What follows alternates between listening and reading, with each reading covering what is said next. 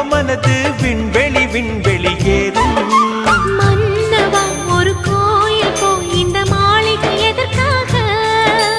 தேவியே என் ஜீவனே இந்த ஆலயம் உனக்காக. வானில் ஒரு புயல் மழை வந்தால் அழகே என்னை எங்கனம் காப்பாய். கண்ணே உன்னை என் கண்ணில் வைத்து இமைகள் எனும் கதவுகள் அடைப்பேன். சத்தியமாகுமா? நான் சத்தியம் செய்யவா? தொடு தொடுவெனவே வானவில் என்னை தூரத்தில் அழைக்கின்ற நேரம்.